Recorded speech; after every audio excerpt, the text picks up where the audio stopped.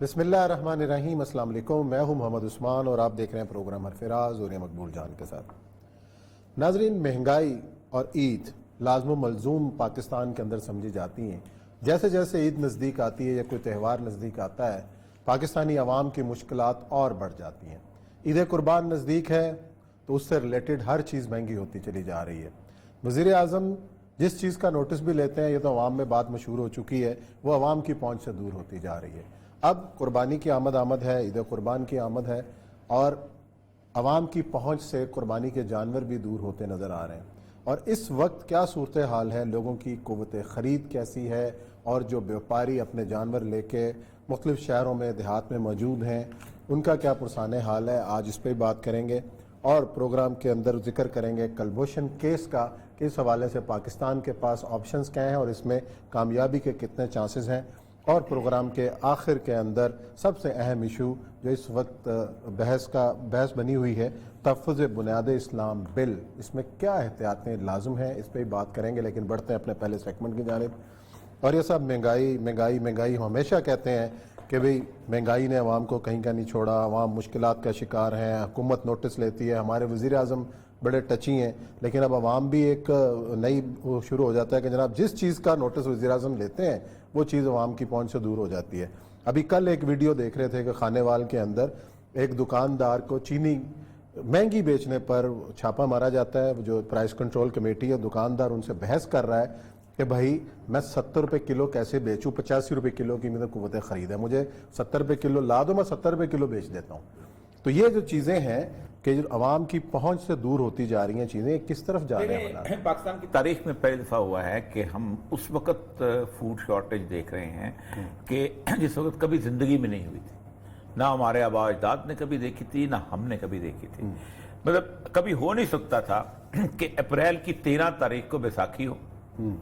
बैसाखी वो त्यौहार है जो गंदम काटने का त्यौहार होता है और उसमें लोग गंदम काटें, गंदम काटते काटते 15-20 मतलब 15 मई तक गंदम बाजार में आ जाती थी। और जो सरकार निर्ख मुकर्रर करती थी 1300 रुपये तकरीबन है इस वक्त, उससे भी कम निर्ख में मिल जाती थी। कहते थे भाई हमारे पास गंदम पड़ी हुई है, सरकार पे कौन जा, क्योंकि सरकार का मसाइल होता है कि सरकार बारदाना देती थी, बारदाना बोरियां देती थी, जिसको बोरियां कहते हैं। वो बोरियां जिसको जितनी मिल गई उतनी उसकी गंदम खरीद, बाकी तो बची रहती थी। तो वो क्या करे, अपने स्टोर तो रख नहीं सकता, स्टोर रखेगा और बड़े मुसीबत है, ये चूहे आधी चूहे खा गए, आधा फलां कर गया, ये हजार चीजें होती हैं, वो बेच देते थे और लोग खरीद लेते थे। और आज वक्त गंदम मिलना बंद। इस वक्त 2300 रुपये मन बिक रही है। आटा जो है लाहौर शहर में 75 से 80 तक चला जा चुका है। ये गंदम गई कहां? इसका सवाल बराह रास्त हुकूमत से होता है। और कहते हैं कि फसल भी बहुत अच्छी हुई है। पंजाब ने पिछले साल से ज्यादा गंदम खरीदी। और जो गंदम पंजाब खरीदता है या बाकी सूबे भी खरीदते हैं, वो इसलिए होते हैं कि अक्टूबर के बाद नवंबर में जब शॉर्टेज मार्केट में आए तो हमने जो गला संभाल के रखा हुआ है वो संभाल के वो लोगों को थे। ये बेसिकली यूसुफ अलैहिस्सलाम के उस ख्वाब की ताबीर के हिसाब से कि 7 साल कैद के होंगे, 7 साल तो गंदम संभाल के रखो, तो आपको याद होगा मशहूर किस्सा। अब बेवकूफी पे बेवकूफी गवर्नमेंट करेगी। अब उन्होंने कहा है कि जी गंदम बाहर से मंगवा लीजिए। ऐसे लगता है कि जैसे जहाज जो है ना वो अपना उसके कंधे पे, फरिश्तों के कंधे पे आएंगे, इधर से कहेगा इमरान खान गंदम मंगाओ और वो आ जाएगी और सुबह सवेरे गंदम पहुंच जाएगी। ना एलसी खुलेगी, ना बैंकिंग प्रोसेस होगा, ना 3 से 3.5 महीने लगेंगे। इस वक्त क्या है, जुलाई है, ठीक है, अगस्त सितंबर अक्टूबर के करीब करीब गंदम आएगी। उस वक्त तक आपकी अपनी ये 3 महीने क्या करेगी कौम। इस हद तक इल प्लानिंग है और कोई पूछने वाला नहीं। कोई, जब मैं आपको एक अपना मिसाल देता हूं, फिर उसके बाद हमारे साथ एक साहब है, उनके साथ बात करेंगे जो इस सारे के एक्सपर्ट हैं, कि एक जगह मैं था तो वहां पर पता चला कि गंदम बलूचिस्तान में तो गंदम स्टोर हो जाती है, टाटा हो गया, मसला हो गया। तो मैं बिल्कुल नया ना उस वक्त आया था, तो मैंने कहा कि फलां जगह किसी ने कहा गंदम मौजूद है। एक होता है छापा मार के, जो हमारे यहाँ करते हैं, छापा मारी अपनी गोदान में ले गए। मैंने कहा नहीं, मैं वहां गया, मैंने अनाउंसमेंट करा दिया कि मैं वहां सामने खड़ा हूं, इस रेट पे, सरकारी रेट पे गंदम मिल रही है। अच्छा, आप बता, मैंने उसकी दुकान खोल के मैंने बेचना शुरू कर दिया। With in half an hour market में गंदम आ गई। तो ये सब हमारे साथ मोहसिन भट्टी साहब हैं, ये अंजुमन सारफीन के جو ہیں وہ سرپرست بھی ہیں، اور خاص طور پہ مہنگائی کے حوالے سے، صارفین کے حقوق کے حوالے سے اور فوڈ کوالٹی کے حوالے سے یہ بڑی شہرت ہے ان کی، جانے جاتے ہیں، اور یہ خود بھی چھاپے مارتے رہے فوڈ اتھارٹی والوں کے ساتھ مل کر مہنگائی کے حوالے سے اور عوام کو جن مشکلات کا سامنا ہے اس پر تفصیل سے بات کرتے ہیں۔ السلام علیکم بھٹی صاحب۔ السلام علیکم بھٹی صاحب، آپ مجھے سن پا رہے ہیں؟ آواز آ رہی ہے آپ کو؟ میرا خیال آڈیو کا مسئلہ ہوا ہے تو ذرا ان کو آواز نہیں پہنچ رہی ہے۔ اچھا، تو وہ لوگوں نے خریدی شروع کر دی، جتنے باقی سٹور پہ انہوں نے کہا تھا ہمارے پاس اب آنے والا ہوگا۔ کیونکہ بات ہے، ہوتا پتہ کیا ہے، آپ ایک آدمی کی دکان ایسے بھیج دینا، اگلا پھر وہ کہتا ہے میرے اس کے بھی دیکھو، اس کے بھی دیکھو، وہ پھر اگلے کی پھر کہتے ہیں بتاؤ اس کو سارا کچھ، اور وہ بتاتے چلے جائیں۔ ایڈمنسٹریشن کا ہی قصور ہے اور سب سے بڑا قصور گورنمنٹ۔ دیکھا انہوں نے پہلے بات تو یہ ہے کہ انٹر پروونشل جو ہے وہ ٹرانسفر پر پابندی ہوتی تھی صحیح، تاکہ ایک خاص لیول پہ اپنے صوبے اپنی گندم پہلے خرچ کر لیں، اور اس کے بعد ہر صوبے کی گندم ہوتی ہے، یعنی بلوچستان میں بھی گندم اگائی جاتی ہے، یہ آپ شروع ہو جائے نصیر آباد اور اپنے صوبے کے 2 مہینے 3 مہینے گندم خرچ ہو جائے، پھر اس کے بعد ہم انٹر پروونشل کھول لیتے ہیں وہ پروونس، تاکہ باہر سمگل نہ ہو۔ ہوا کیا ہے، انہوں نے انٹر پروونشل کھولی، وہ جا کے پہنچ گئی کہاں پر، کے پی کے میں اپنی گندم انہوں نے وہاں بھیج دی، یہ گندم وہاں بھیج دی، جو بھی ہوا، یعنی اس حد تک جہالت اور اس حد تک جسے کہتے ہیں نا انکمپٹنس تھی کہ آج رو رہے ہیں ہم لوگ۔ اور صرف اس کا ایفیکٹ اس سے نہیں ہوا، اس کا ایفیکٹ ہر چیز پہ ہوا ہے۔ صحیح، کہ جب آپ گندم مہنگی کرتے ہیں تو سیب والے میں بھی گندم خریدنی ہے، ٹھیک ہے، چاہے چینی والے میں، ہر کوئی جو چیز بندہ بیچتا ہے، ایون کہ ٹائر کا پنکچر جو لگانے والا ہے نا، اس سے بھی گندم خریدنی ہے۔ گندم کے بغیر، پٹرول کے بغیر لوگ رہ لیتے ہیں، گندم کے بغیر رہ سکتے ہیں، اور گندم مہنگی ہوئی تو ہر چیز مہنگی ہو گئی۔ اب مجھے سمجھ نہیں آتی کہ بنی گالا میں 1300 روپے میں پہنچتی ہے کہ نہیں پہنچتی۔ نہیں تو اس میں کیا، جب ہمارے پاس کراپ بھی ٹھیک ہوئی ہے، ہر چیز موجود ہے، تو پھر یہ کیا ہے؟ جہالت، کوئی جہالت، مس مینجمنٹ بڑا چھوٹا لفظ ہے۔ پھر آپ سوچیں کہ اس کا مطلب یہ ہے کہ یا تو مافیا آپ کے اوپر چھا چکا ہوا ہے اور آپ مافیا کو کنٹرول نہیں کر پا رہے، یا پھر یہ ہے کہ آپ کی ایڈمنسٹریشن ہی ویک ہو چکی ہوئی، مکمل طور پہ کولیپس جسے کہتے ہیں، مکمل طور پہ کولیپس ہو چکا ہے، کوئی آگے بڑھنے والا راستہ نہیں رہ گیا۔ آپ سوچیں کہ ان دنوں میں اب فیصلہ، اب ایک دوسرے پہ الزام لگایا ہے کہ سندھ نے گندم نہیں خریدی، بھائی نہیں خریدی تو سندھ میں ہونی چاہیے نا، پنجاب میں کس کھاتے میں آ گئی؟ تم سندھ کے معاملے تھے، تم سندھ نے گندم نہیں خریدی تھی، تم کہتے کہ بھائی ہم پنجاب پہ ایسے لگاتے ہیں بیریئر، ختم، سندھ کو ایک نہیں پاتا چل جاتا پی کے ان کی فیکٹرنس کتنی ہے۔ تم نے تو یہ کیا کہ یہاں تک ان کی فیکٹرنس تو نظر آ رہی ہے 4-5 دن سے، جو کراچی کے اندر ہو رہا ہے، بہت برا حال، اور جو کراچی کا جو پرسان حال ہے، ایسے لگتا ہے کہ بالکل لاوارث چھوڑا ہوا ہے۔ کراچی سے تو وہ ایسا لگتا ہے کہ بدلہ لے رہے ہیں، اور یہ بدلہ جو وہ لے رہے ہیں 1971 سے لے رہے ہیں، مجھے بڑی تکلیف سے کہنا پڑتا ہے۔ بدلہ تو سب نے لیا ہے، جو میئر رہے ہیں کراچی کے، اس کے بعد انہوں نے کیا، انہوں نے لیا، جن کو کراچی نے ووٹ دیا، جنہوں نے نالوں پر تجاوزات، مکان پارکوں پہ، سب جگہ سب ذمہ دار، پورا ملک مجھے ایسے لگتا ہے کہ اس وقت ٹوٹلی جسے کہتے ہیں انارکی کی صورتحال ہے، کوئی کسی کے کنٹرول میں کوئی چیز نہیں، کوئی کسی کے کنٹرول میں کوئی چیز۔ آج اگر خدا نہ خواستہ کوئی عمران خان صاحب جو ہیں وہ کہیں چلے جائیں تو نیچے کوئی خاص فرق نہیں پڑے گا، اچھا کوئی آ جائے تب بھی کوئی فرق نہیں پڑے گا، چلا جی کوئی، اس لیے کہ market forces are playing their own role, mafia playing. دیکھا نا، ایک ڈپٹی کمشنر جس کو آپ نے اتنے بڑے اختیارات دے کے بھیجے ہوتے ہیں، ایک ایس پی جس کو آپ نے پورے کا پورا پی پی سی اور سی آر پی سی دے کے بھیجا ہوتا ہے، وہ کیا کر رہا ہے وہاں پر بیٹھ کے؟ یہ مطلب وہی ہے کہ آپ کے کنٹرول میں نہ ایڈمنسٹریشن ہے۔ آپ جو ایک آدمی کو کہیں گے کہ تم نے فلاں کو ناراضگی کی، جہاں آئی جی اس بنیاد پہ تبدیل ہو، اس بنیاد، میں ایک فکرہ بول دوں، آئی جی اس بنیاد پہ تبدیل ہو کہ فلاں بندے کی بیٹی کا پروٹوکول سے اطلاع نہیں ہوا، تو اس وہاں کیا ہو سکتا ہے؟ چلیں یہ اللہ ہی رحم کرے۔ ہمارے ساتھ جوائن کیا محسن بھٹی صاحب، السلام علیکم، آپ کو آواز آ رہی ہے ہماری؟ وعلیکم السلام عثمان صاحب۔ چلیں جی، آپ سے رابطہ بحال ہوا ہے۔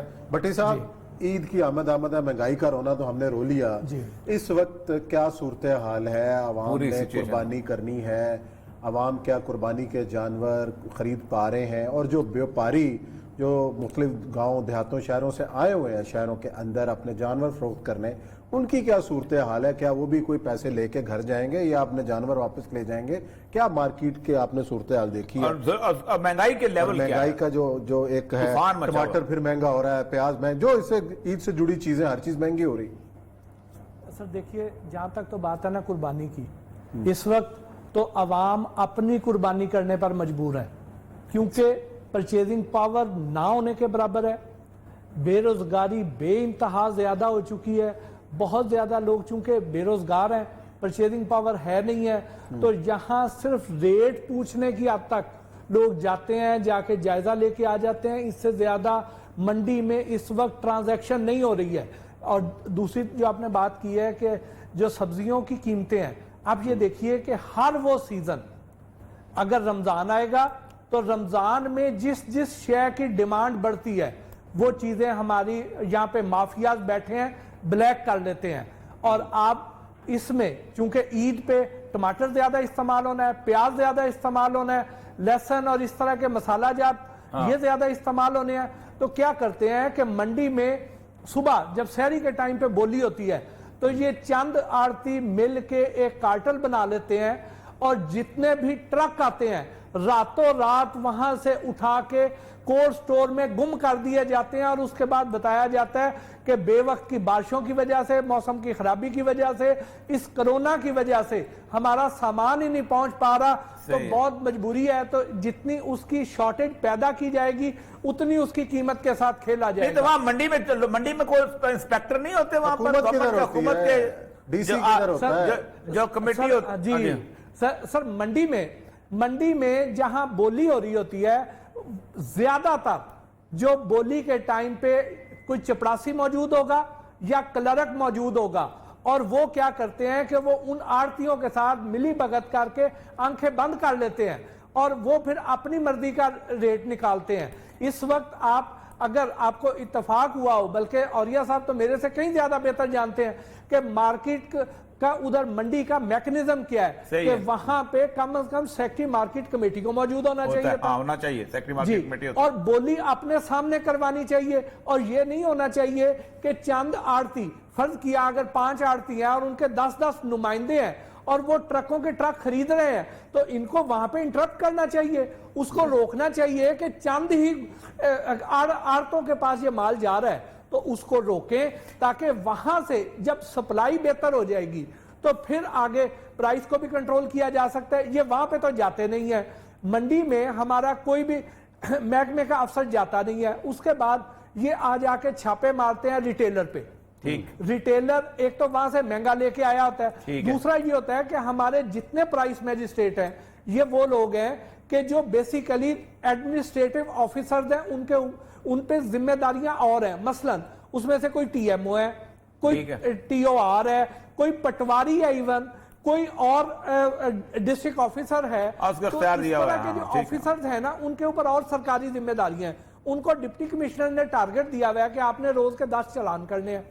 انہوں نے اپنا یہ ایک ایریا ہے ان کا، اس کے انہوں نے 7 دنوں میں ڈیوائیڈ کرنا ہے، ایک دن ایک ایریے میں جانا ہے، دوسرے دن دوسرے میں، تیسرے دن تیسرے میں، 3000 روپے سے 5000 روپے تک کا جرمانہ کرتے ہیں، اور جیسے ہی وہ جرمانہ کر کے جاتے ہیں اس کے بعد ایک ہفتہ انہوں نے ادھر آنا نہیں، تو وہ جو ریٹیلر ہے اس نے وہ جرمانے کی قیمت بھی میرے سے وصول کرنی ہے، عام کنزیومر سے وصول کرنی ہے۔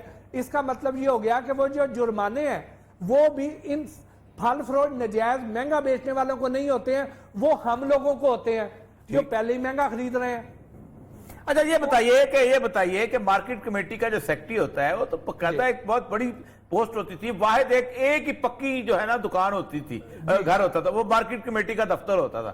آپ مجھے بتائیے کہ اس وقت پورے پاکستان پنجاب میں، پنجاب کا لے لیتے ہیں، مارکیٹ کمیٹیاں فنکشن کر رہی ہیں پورے کی پوری؟ جی سر، مارکیٹ کمیٹیاں فنکشن کر رہی ہیں، لیکن بالکل اسی انداز میں کر رہی ہیں جیسے میں نے آپ کو بتایا کہ بولی کے ٹائم پہ مثلا ہم نے ایک جگہ پہ جا کے دیکھا کہ ہری مرچ ہے، ایک عام سی آئٹم ہے جو کہ سبزی والا سبزی کے ساتھ آپ کو جھونگے کے طور پہ دے دیا کرتا تھا، ٹھیک ہے جی، اس کا جو ہول سیل کا ریٹ تھا وہ 20 روپے کلو نکلا تھا اس دن، لیکن 20 روپے پہ انہوں نے خریداری کی تھی، लेकिन जो रिटेल का रेट निकाला था वो 105 रुपए निकाला था।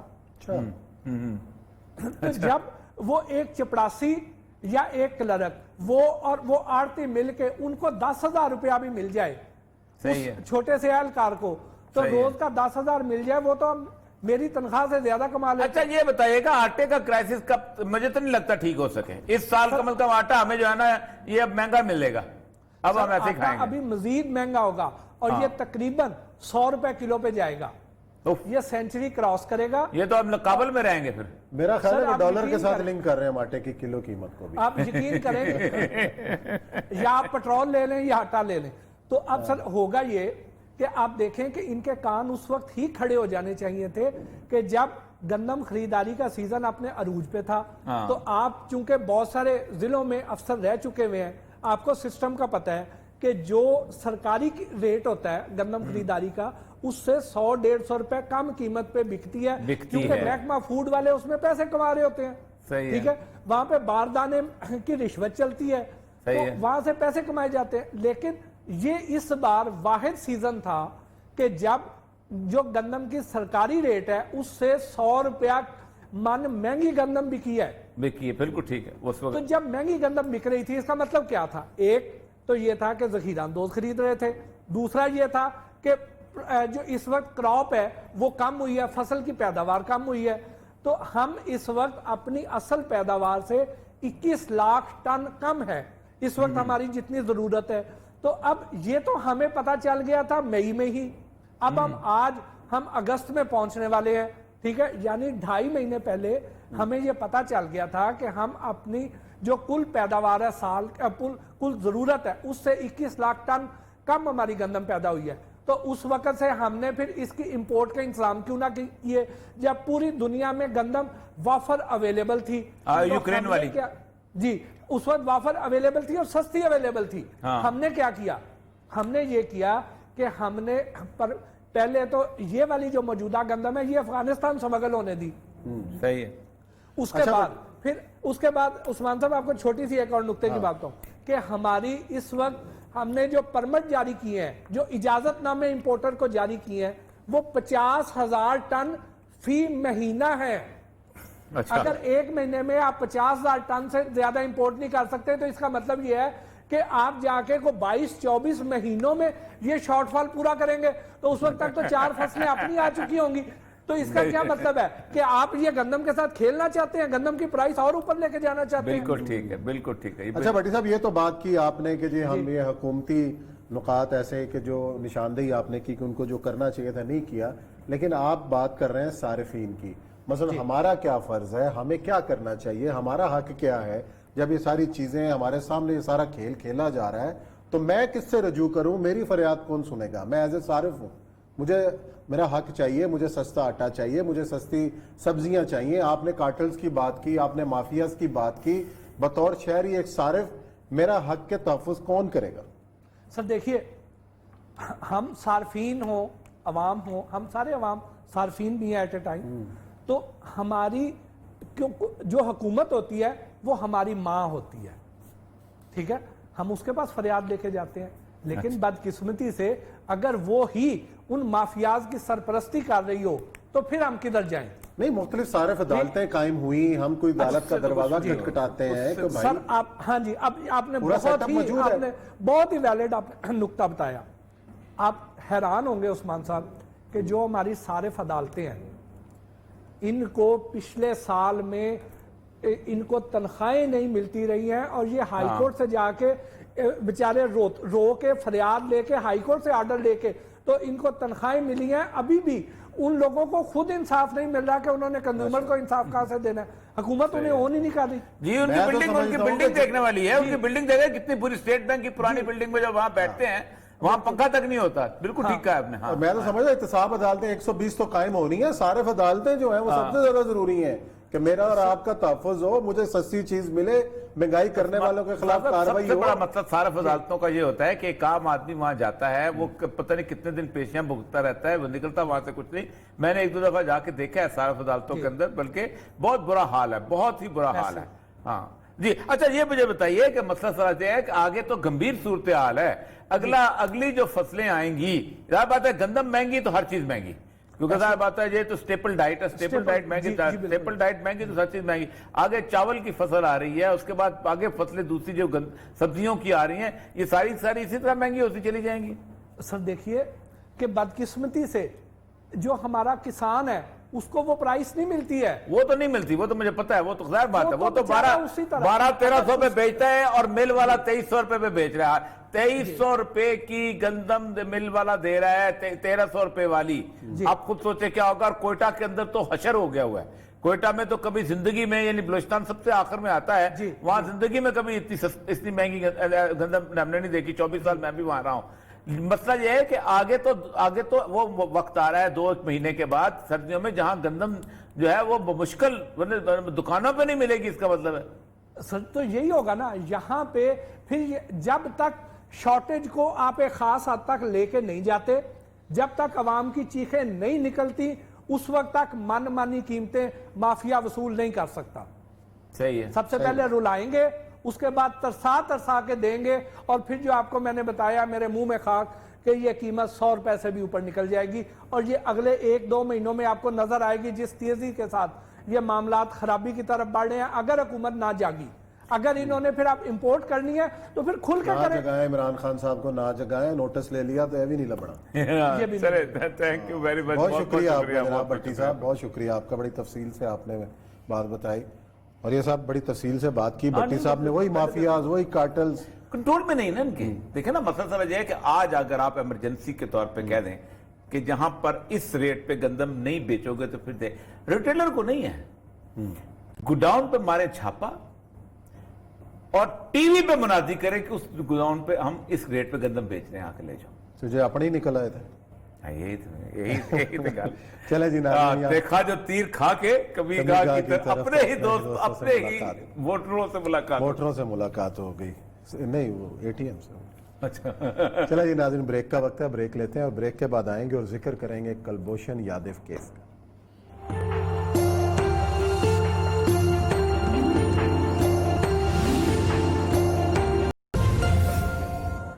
جی ناظرین، حرف راز میں ایک بار پھر خوش آمدید۔ ہم بات کریں کلبھوشن یادو کیس کی کہ پاکستان کے پاس اس وقت آپشنز کیا ہیں، اور عالمی عدالت انصاف میں جاتے وقت کا فیصلہ کس کا تھا، کیوں کیا گیا، اس میں کیا نقائص باقی رہ گئے، اور پاکستان کے پاس اس حوالے سے اب آپشنز کیا باقی رہ گئے، اس پہ بات کرتے ہیں۔ اور یہ صاحب آپ یہ کہہ رہے ہیں کہ جی اس حوالے سے جو ہماری اوبلیگیشنز ہیں وہ کیا ہیں، پاکستان کے اوپر جو آ رہا ہے کہ جی ہم ایک باقاعدہ آرڈیننس کے ذریعے ہم نے کونسلر ایکسیس بھی دے، مرضی کا وکیل بھی کرنے کی اجازت دے رہے ہیں، اور حکومت بھی اس حوالے سے بڑی تنقید کا شکار ہے کہ جناب عمران خان صاحب جو ہیں اور ان کی حکومت تمام تر فیسیلیٹیشن دے رہی ہے کلبھوشن یادو کو، پس منظر کیا ہے؟ دیکھیں پورا فیصلہ 39 صفحے کا میرے سامنے پڑا ہوا ہے، 10 ملا کے 42 صفحے بنا لو۔ اس کے اندر سب سے امپورٹنٹ ترین چیز یہ ہے جس کے اوپر سارے گند ہے، جس پہ کوئی نہیں مانے گا، اور یہ سیاستدان کو سچ بولنا چاہیے، کم از کم جب انڈیا کا معاملہ آئے۔ کورٹ کہتی ہے ٹو کنکلوڈ، یعنی ہم بحث کو سمیٹ رہے ہیں، دا کورٹ فائنڈس، کورٹ کہتی ہے that Pakistan is under an obligation، Pakistan obligation ہے پاکستان کی، پاکستان کا لازم ہے to provide by means of its own choosing, یہ تسی خود جڑا پنگا لیا نا، اون چوزنگ کیتی ہے، ایفیکٹیو ریویو، کہ آپ نے خود آپٹ کیا ہے کہ بھائی جان ہم یہ کام کریں گے کیونکہ ہم انٹرنیشنل کورٹ آف جسٹس پہ آ گئے ہیں۔ پورے کا پورا یہ جو میٹر ہے اس بات پہ ڈسکشن کرتا رہا ہے کہ کیا یہ انٹرنیشنل کورٹ آف جسٹس کی جورسڈکشن تھی کہ یا نہیں تھی۔ آپ حالت یہ ہے کہ یہاں تک کہ وہ یہاں تک کہتے رہے ہیں کہ نہیں، پھر انڈیا کا جب ہم چلے گئے، جب ہم نے اس کو ثالث مان لیا تو پھر ہم اس میں وہ کہتا ہے کہ پہلا تو انہوں نے یہ کہا کہ انڈیا نے ہمیں کہا ہے کہ اس کی سزا ختم کی جائے، یہ ملٹری کورٹ ہے، انہوں نے کہا یہ پاکستان کا ہم نے قانون پڑھا ہے، پاکستان کا لاء پڑھا ہے، پاکستان کے شہری بھی اگر یہ حرکت کرے تو اس سے گزرتے ہیں۔ The court finds that these submissions made by India cannot be upheld۔ ایک تو یہ، اس کے بعد انہوں نے اگلا یہ کام یہ کیا، سنیں اب یہ ابھی بھی انہوں نے کونسل ایکسس بھی نہیں دینی چاہیے، میں سمجھتا ہوں انکار کر دینا چاہیے۔ The court considered that a special emphasis must be placed on the need for the review and reconciliation to be effective۔ review or reconsideration of the conviction and sentence of Mr. Yadav in order to be effective must ensure that full weight is given to the effect of the violation of the rights of 36. एक article 36 है Vienna convention का। अच्छा, हमारे साथ senior ले लें। कानूनदान है supreme court जी हाँ, के, जी, उनसे पूछ लेते बार हैं। के सदर भी रहे हैं और प्रोफेशनल ग्रुप के सरबराह भी हैं जनाब हामिद खान साहब। अस्सलाम वालेकुम खान साहब। अस्सलाम वालेकुम। वालेकुम सलाम। अच्छा अहमद खान साहब, ये मैं ऑपरेटिव क्लॉजेस जो पढ़ रहा हूं इसमें तो पाकिस्तान, पहली बात तो ये है जो आखिर में जो क्या, to conclude the court find that Pakistan is under an obligation to provide by means of its own choosing. ये जो ओन चूजिंग है इसको आप कैसे इंटरप्रेट करेंगे? और दूसरा ये है कि उन्होंने ये भी कहा है कि ये जो है कि thus it is not clear whether judicial review of a decision of a military court is available on the ground that there has been no violation of 36 जो पहला आपको पता होगा। ये पाकिस्तान की पहली बात यह है कि हम तो खुद जैसे कहते तो ओखली में सर दिया है हमने खुद इंटरनेशनल कोर्ट ऑफ जस्टिस में जाके, और अब हम क्या निकल सकते हैं या हमें मानना पड़ेगा किस हद तक? देखिए, हमें मानना पड़ेगा क्योंकि हमने उस ज्यूरिसडिक्शन को खुद सबमिट किया है और खुद वहां से रिलीफ मांगने की कोशिश की है, और यहां तक कि हमने अब एक जज भी नॉमिनेट किया है as one of the parties Jilani साहब। तो इसलिए उसके बाद हमारे पास कोई एस्केप नहीं है कि हम जो इंटरनेशनल कोर्ट ऑफ जस्टिस का फैसला ना माने या उसको उससे मुनहरिफ हो जाए किसी तरह भी, ये मुमकिन नहीं है। अच्छा, जाना दुरुस्त था इंटरनेशनल कोर्ट में जो ये इसमें कह रहे हैं कि हम अपने ही शौक से गए। देखिए ना, वो अब इमेटीरियल हो चुका है। अच्छा अच्छा ठीक। अच्छा सर, एक और चीज यहाँ पर बेसिकली ज्यूरिसडिक्शन जो ठीक आईसीजे की जो ज्यूरिसडिक्शन है वो है वॉलंटरी ज्यूरिसडिक्शन। जो मुल्क उसको उसके लिए सबमिट करेंगे वही उसके फैसले के पाबंद होंगे, जो नहीं करते सबमिट उन पर कोई पाबंदी नहीं है। अच्छा, लेकिन चूंकि दोनों मुल्कों ने सबमिट कर दिया है, अपने जज भी मुकर्रर कर दिए हैं, तो उसके बाद अब कोई और रास्ता नहीं रह गया। अच्छा हम सब एक पॉइंट जो आता है कि पाकिस्तान के तमाम शहरी जो हैं वो कोर्ट के अंदर वही बात है जो हम पे कानून लागू होता है, उसमें उन्होंने कहा भी है 41 में the court notes that according to Pakistan, the High Court of Pakistan can exercise the review jurisdiction. The court observes, however, that Article 199, paragraph 3 of the Constitution of Pakistan has been interpreted by the Supreme Court as limiting the availability of such a review. अच्छा, इसमें सबसे बड़ी बात है कि इसकी बड़ी बड़ी महदूद किस्म की चीज मौजूद है, तो अगर बाकी जगह अगर रिव्यू नहीं हो रहा जी तो ये बहुत महदूद है, तो इसका मतलब खास हम प्रेफरेंशियल ट्रीटमेंट नहीं देंगे हम उसको कुलभूषण को इस मसले में? नहीं, इसमें 3 ही बुनियादी सुप्रीम कोर्ट ने शराइत रखी हैं अच्छा ज्यूरिसडिक्शन एक्सरसाइज करने में। ये जो डिस्ट्रिक्ट बार एसोसिएशन रावलपिंडी वाला केस है जिसमें 17 जजेस की फुल कोर्ट ने फैसला किया था मिलिट्री कोर्ट्स के बारे में, उसमें उन्होंने कहा है कि हाई कोर्ट्स की ज्यूरिसडिक्शन होगी आर्टिकल 199 के तहत मिलिट्री कोर्ट्स के फैसलों के खिलाफ, लेकिन वो सिर्फ 3 बुनियादों पर ही अपनी रिट ज्यूरिसडिक्शन एक्सरसाइज कर सकेंगे। एक उसमें कहा कि जहां ज्यूरिसडिक्शन ना बने विदाउट ज्यूरिसडिक्शन हो गए, एक कहते हैं कोरम नॉन जुडिस, मसलन वो अदालत ही नहीं थी या उसमें जिस किसी ने प्रिजाइड किया या पार्टिसिपेट किया वो जज ही नहीं थे, ये क्वालिफाइड ही नहीं थे, और तीसरा मेलाफाइडे की ग्राउंड पे कि ये फैसला मेलाफाइडे बुनियाद पर किया गया। तो ये 3 ही बुनियादी असूल दिए हैं उसमें कि इन तीनों में से अगर कोई ग्राउंड अवेलेबल होगी तो फिर जुडिशियल रिव्यू हो सकता है, उसके अलावा नहीं हो सकता। अच्छा अहमद साहब, ये तीनों ग्राउंड्स को तो फिर इंडिया को पेश करना पड़ेगा ना कुलभूषण यादव की तरफ से कि मेलाफाइडी भी था, कोरम नॉन जुडिस भी था, और उसके साथ सबसे बात यह था कि कोर्ट एग्जिस्ट। ये तीनों को तो उनको अगर वो इसको ऐसे डिलेइंग टैक्टिक्स के तौर पे लेते हैं कि हम तो जाते ही नहीं हैं, तो इसका मतलब यह है कि आप तो फिर आप क्या हमारे पास रेमेडी क्या रह जाएगी कि हम जैसे वो कहता है मैं तो लेता ही नहीं हूं, जाता ही नहीं अपील में, तो आप कोई एमएस क्वेरी मुकर्रर करेंगे या क्या करेंगे? देखिए, अगर वो नहीं अदालत में जाते तो देखा जाए तो फिर वो रेमेडी अवेल नहीं कर सकते, क्योंकि रिट ज्यूरिसडिक्शन की रेमेडी तो वही अवेल करता है जो एग्रीव्ड पार्टी होता है। ठीक है, तो एग्रीव्ड पार्टी तो इस सिलसिले में कुलभूषण है। अगर वो खुद नहीं जाता यानी एग्रीड पार्टी नहीं जाती तो फिर तो उसकी ज्यूरिसडिक्शन एक्सरसाइज नहीं हो सकती। نہ ہی کوर्ट سو موٹو کر سکتی ہے، کیونکہ آرٹیکل 199 کے تحت جورسڈکشن جو ہے وہ سو موٹو ایکسرسائز نہیں ہو سکتی۔ اچھا یہ جو لوگ کہہ رہے ہیں کہ جو ایم ایس کوئری اگر کورٹ مقرر کر دے نہ بھی اگر وہ آئے تو اس کا مطلب خود والنٹری نہیں ہوتی، 199 کے علاوہ تو کوئی ریمیڈی نہیں ہے، تو کوئی اور آدمی خیر کون جائے گا پاکستان میں انڈیا کے بیہاف کے اوپر 184(3) کے تحت یا کسی اور چیز کے تحت آگے سپریم کورٹ میں کہ نہیں؟ نہیں، آرٹیکل 199 کے استعمال کرتے ہوئے وہ اگر ایک جورسڈکشن ہے ہیومن رائٹس کی انفورسمنٹ کی آرٹیکل 199 کے تحت، اگر وہ فیصلے کے علاوہ وہ اس کو ہیومن رائٹس کی جورسڈکشن بناتے ہیں، یعنی فنڈامنٹل رائٹس کی جورسڈکشن بناتے ہیں آرٹیکل 199 کی، اس کے لیے شرط نہیں ہے اگریوڈ پارٹی کی، لیکن وہ کس طرح سے یہ سلسلے کو پیش کریں گے کہ وہ ریٹ جو ہے وہ سرسرائی کی ریٹ نہیں ہے جو اس فیصلے کو چیلنج نہیں کر رہی اگریوڈ پارٹی کی طرف سے، بلکہ ایک لارجر پروپوزیشن بنا کے کہ یہ شخص جو ہے اس کو ہیبیس کارپس کی ریٹ کے تحت اس کو کنسیڈر کیا جائے کہ ہی از اللیگلی کنفائنڈ، اور اس حوالے سے ان کو کسی اگریوڈ پارٹی کی ضرورت نہیں ہے۔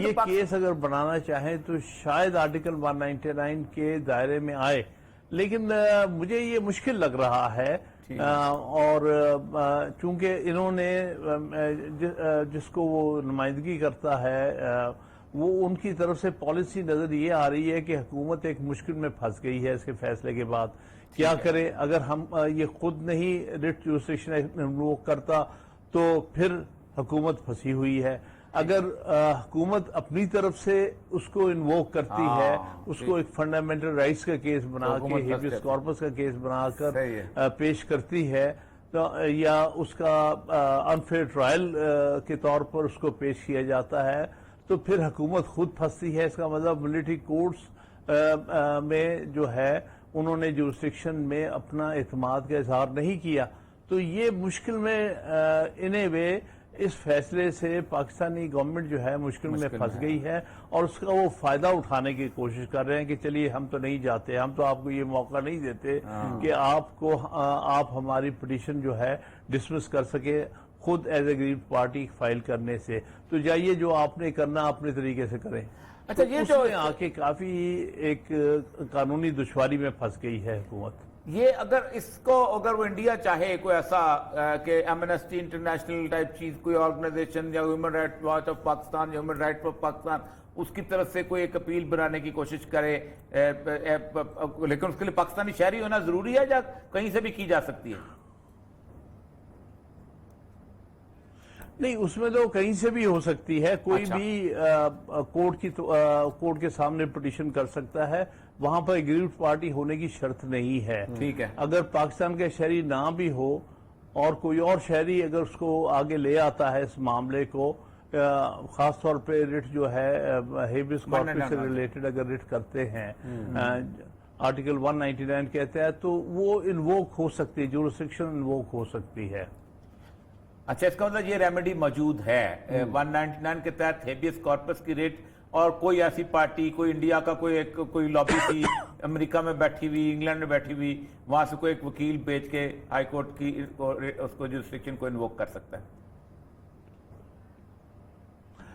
کر تو سکتا ہے، لیکن دشواری ہے، قانونی ڈیفیکلٹی تو آئے گی جب یہ سوال پیدا ہوگا کہ جب وہ خود موجود ہے، اس کو انٹرنیشنل کورٹ آف جسٹس نے بھی اس چیز کی اجازت دی ہے کہ آپ جو پاکستان کے آئین اور قانون کے تحت ریمیڈی ہے اس کو آپ اویل کر سکتے ہیں ملٹری کورٹ کے فیصلے کے خلاف، تو پھر وہ کیوں نہیں کر رہا؟ کیا اس صورت میں کوئی تھرڈ پارٹی ہیبیس کارپس کی یا اور فنڈامنٹل رائٹس کی ریٹ کر سکتی ہے کہ نہیں؟ یہ ایک مشکل سوال جو ہے پاکستان کی عدالتوں کو اس کا فیصلہ کرنا پڑے گا۔ لیکن اگر نپٹانے کا معاملہ ہو کہ چلو یہ ایک آگیا ہوا ہے انٹرنیشنل کورٹ آف جسٹس کی، ایک آگیا ہوا ہے بائنڈنگ کلاس ہی آگئی ہوئی ہے، تو اس کو نپٹانے کے لیے کہ جس کو مل گئی اس کی ریویو ہو گیا، اس کے لیے تو ہو سکتا ہوگا۔ ہاں، اگر یہ ایک ترکیب ہو سکتی ہے، اگر کوئی آرگنائزیشن جنرلی اس کو لے کے آئے، یہ نظر نہ آئے کہ یہ صرف خانہ پوری کی گئی ہے، کیونکہ یہاں پر آ کے پھر ایک انٹرنیشنل امبیرسمنٹ ہو سکتی ہے اگر یہ تاثر ہوا کہ یہ صرف ایک خانہ پوری کے لیے کیا گیا تھا، ایک فارمیلٹی پوری کی گئی تھی، لیکن آئی سی جی کا جو آرڈر ہے اس کو سبسٹینٹیولی انہوں نے جو ہے اس پر عمل درآمد نہیں کیا، تو یہ ایک قانونی دشواری بھی آ سکتی ہے۔ چلیں جی، قانونی بہت بہت دشواری آ شکریہ جی، سکتی ہے۔ بہت شکریہ خان صاحب نے بڑی ہاں، تفصیل سے اس کیس کا جو ہے وہ جائزہ لیا۔ ناظرین یہ لیتے ہیں بریک، اور بریک کے بعد آتے ہیں اور پروگرام کا سلسلہ جاری رکھیں۔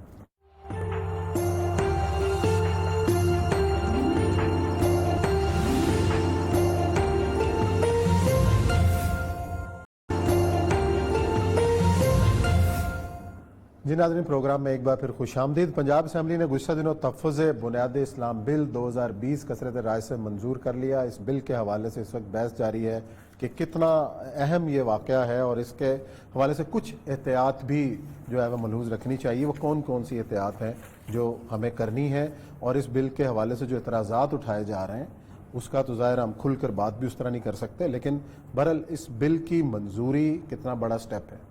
دیکھیں، پہلی بات تو یہ ہے کہ بل آنے کی ضرورت کیوں پیش ہے، کیونکہ پاکستان میں ہم آرام سے چل رہے تھے، زندگی گزر رہی تھی، سب کچھ ہو رہا تھا۔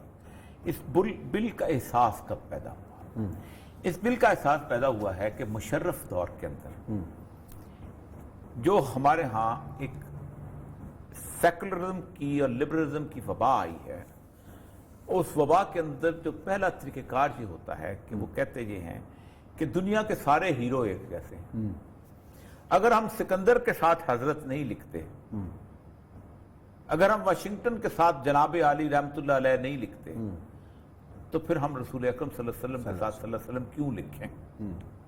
اسی لیے جو کتابیں یہاں پڑھی جاتی تھیں، جو آکسفورڈ سے اور کیمرے سے چھپ کے آتی تھی، وہ کتابیں اس طرح آتی تھیں کہ Muhammad only daughter Fatima is married to Ali, یا Muhammad daughter Fatima is married to Ali. تو ایک تقریر تھی میری آج سے کوئی 8-10 سال پہلے، جس میں تمام علماء انہوں نے بلائی تھی، اپنا یہ جو بھیرا والے ہیں انہوں نے بلائی تھی، اس زمانے میں وہ منسٹر ہوتے تھے، تمام علماء شیعہ سنی دیوبندی بریلوی اہل حدیث سب موجود تھے، میں شہیدی صاحب بھی تھے، اس کے ساتھ جو محمد حسین صاحب تھے تو کیا نام ہے وہ بھی تھے، بریلویوں میں سب تھے۔ تو میں نے لکھا دیکھو یاد رکھو، فرقہ واری کے اندر آپ پڑھو گے نا تو آپ بہت کچھ کھو دو گے۔ جو شخص اللہ کو مانے گا وہ ابو بکر کو مانے گا، جو اللہ کو مانے گا تو علی کو مانے گا، اللہ کو نہیں مانا تو ابو بکر علی کی کیا حیثیت کہہ رہے گی اس کے سامنے؟ اس لیے کم از کم اور کچھ نہیں تو یہ اس معاملے کے اندر تھوڑے سے کھڑے ہو جاؤ، اور کچھ نہیں، اور صدیوں سے لکھتے چلے آئے تھے۔ مطلب آپ آج سے گزشتہ پوری کی پوری تاریخ اٹھا لیں، میں نے جو کتاب پڑھی ہے اس کے اوپر لکھا ہوتا تھا حضرت محمد صلی اللہ علیہ وآلہ وسلم، حضرت ابو بکر رضی اللہ تعالیٰ عنہ، حضرت علی رضی اللہ، امام حسین کے ساتھ علیہ السلام لکھتے تھے۔ اب ہم تو اس چیز کا قائل ہیں کہ سب کے ساتھ علیہ السلام لکھو، سب کے ساتھ روانہ، ہمیں کوئی فرق نہیں پڑتا۔ ہم جو تحیات پڑھتے ہیں، اسلام کہتا ہے تحیات للہ والصلوات والطیبات السلام علیکہ ایھا النبی، پہلتا نبی السلام علینا، مجھ پر سلامتی ہو، میں اور آپ دونوں سلامتی کے قابل ہیں، دونوں پر سلام ہے، وعلی عبادہ اللہ، اور وہ صالح لوگ جو اللہ کے بندے اور غلام ہیں، تو لکھنے میں کوئی حرج نہیں۔ اب رضی اللہ لکھنا یا علیہ السلام لکھنا یہ ایک دعا ہے، لیکن ہم کیوں لکھتے تھے کہ ایک بچے کے دل میں احترام پیدا ہو کہ میرا ہیرو جو ہے وہ مختلف ہے، کیونکہ جس وقت یہ احترام خارج ہوگا تو سب کچھ خارج ہو جائے گا۔ آپ اندازہ کریں کہ ہوا کیا کہ they started considering رسول اللہ کی چلو مان لیا کہ رسول اللہ صلی اللہ علیہ وسلم کے اوپر تو توہین رسالت کی بہت بڑی سزا ہے، لیکن انہوں نے کوسچن کرنا شروع کر دیا کہ جیسے کنگ جارج کی بیوی تھی ویسے سیدہ عائشہ تھی، ویسے سیدہ خدیجہ تھی، کوئی مختلف نہیں، کیونکہ اس نے جب پڑھا کہ Muhammad first wife was Khadija, she was a beloved wife, اس نے عام اسی طرح لیا، اور میں نے روز بچوں کو دیکھتا تھا وہ اسی طرح اس کا پیمانے کو، یہ کتنی اگر ہم نے آج اس کو فرقہ بندی میں لیا، اس کو ٹھیک کر لو، جتنا چاہتے ہو جیسا چاہتے ہو ٹھیک کر لو، لیکن یہ ضرور کرو کہ کم از کم اس کو اچھا اس نے یہ پڑھا اس نے اب سب سے بڑی بات یہ ہے کہ 11 سال تک تو تم اس بات پہ تو کوئی احتجاج نہ کرتے رہے کہ کچھ کہ اما عائشہ کا نام کے ساتھ عائشہ نہیں لکھا ہوا رضی اللہ، یہ سیدہ فاطمہ کے ساتھ نہیں لکھا ہوا سلام اللہ علیہ. 11 سال تو تم سوئے رہے، 11 سال تو تمہاری مسجدیں بھی چلتی رہی، تمہارے امام بارگاہ بھی چلتے رہے، تمہارے باقی چیزیں بھی چلتی رہی، اور 11 سال بعد بل آیا ہے تو تم کہتے ہو کہ نہیں ہم یہ نہیں لکھیں گے. اللہ کے بندو بیٹھ جاؤ. ایک بات یاد رکھو، میں تمام علماء سے کہہ رہا ہوں کہ اس ساری صورتحال کے اندر جتنے لوگ بھی ملحد ہوں گے، دین چھوڑ کے جائیں گے، اس کا عذاب مولویوں کو سر پہ ہوگا.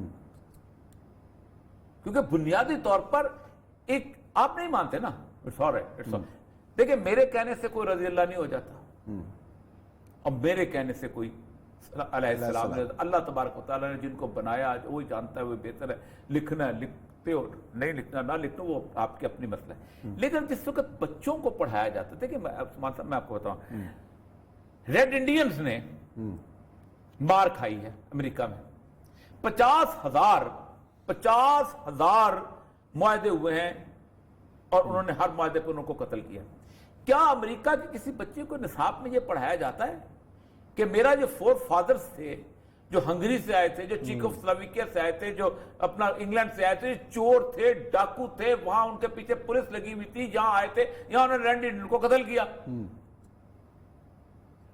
پاکستان کے اندر مشرف کے زمانے میں اس طرح کی بحثیں میں نے خود ٹی وی پہ لوگوں سے کرتے سنی ہیں، اور میں لال ہو جاتا تھا کہ تاریخ پڑھانی چاہیے. میں نے کہا انگلینڈ میں پڑھائی جاتی ہے؟ کوئی پڑھاتا ہے کہ اسکاٹ لینڈ کا پورا علاقہ تیس نیس کر دیا تھا انگلینڈ نے؟ میں پھر ایک مثال بڑی عجیب و غریب دیتا تھا. میں نے کہا یہ بالکل ایسے ہی ہے کہ آپ کی والدہ کی جو دادی تھی وہ کہیں بھاگ گئی تھی گھر سے. اب سارے بچے جب بڑے ہو جائیں، کچھ 6-7 سال کے ہو جائیں، تو کہیں اب بیٹے بیٹھ جاؤ، تمہاری جو ماں کی دادی تھی، یا میرے باپ کی جو میری باپ بتایا جو میری دادی تھی، وہ گھر سے بھاگ گئی تھی بھائی. اب تم اس کو دادی کہو یا نہ کہو، یہ تمہارا اختیار ہے. اب خاص طور پر اس کو بچپن میں پڑھایا جائے. یہ ہے بنیادی مسئلہ جس پر سب کو جو ہے نا وہ احترام کہ آپ کو ایک احترام، اس کے اوپر میں کہہ رہا ہوں کہ اس میں ابھی اس وقت شور مچانے کی ضرورت نہیں، کیونکہ آپ کا شور مچائیں گے. سچی بات یہ ہے کہ میرے نزدیک سارے محترم ہیں. میں صرف ایک فکرہ سناتا ہوں. ابن عربی ایک آدمی تھا، مولوی تھا، اس مولوی کو وہ سنایا کرتے تھے. اچھا. کیونکہ وہ ان کے پیر کو نہیں مانتا تھا، ان کے مرشد کو. تو کہتے ہیں ایک دن ان کو لکھتے ہیں کہ ایک دفعہ رسول اللہ صلی اللہ علیہ وسلم میرے خواب میں آ گئے کہ تم اس مولوی کو کیوں سناتے ہو گالیاں؟ میرے مرشد کو نہیں مانتا. رسول اللہ کہا مجھے مانتا ہے، مجھے مانتا ہے. تیرے مرشد کی حیثیت کیا